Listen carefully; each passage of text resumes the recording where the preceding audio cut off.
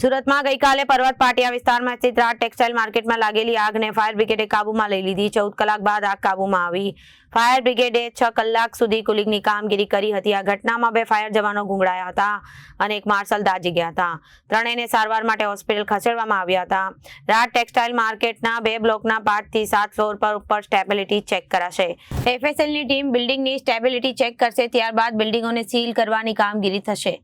આગ લાગી ત્યારે ઘટના સ્થળે પહોંચવામાં ફાયરના જવાનોને હાલાકીનો સામનો કરવો પડ્યો હતો। 90 મીટરની હાઇડ્રોકોલિક લેડર લઈ જવામાં મુશ્કેલીઓ સર્જાઈ હતી। ઓપરેટર લેડરને 20 થી વધુ વખત આગળ પાછળ ફરી કરી હતી, છતાં પણ લેડર અંદર જઈ શક્યું ન હતું। 350 દુકાનો ધરાવતા માર્કેટમાં ફાયર એનઓસી સહિતના મુદ્દાઓ પર સવાલો ઉભા થયા છે। અહીં મોટા ફાયર વાહનો પ્રવેશી શકે તેવી સ્થિતિ જ નથી।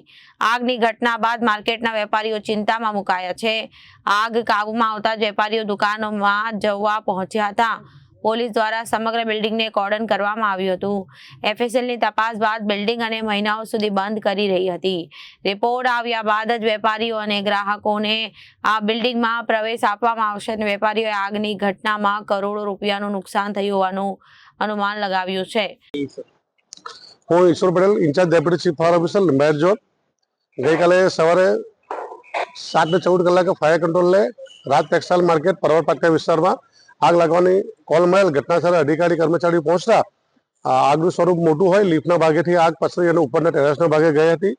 આગનું સ્વરૂપ મોટું હોય, મેજર કોલ જાહેર કરી સુરત ફાયર બ્રિગેડની 30 થી 32 વ્હીકલો અને 150 જેટલા અધિકારી કર્મચારીઓ ઘટનાસ્થળ પર પહોંચી અને આગને કંટ્રોલ લેવાની કામગીરી હાથ ધરેલ।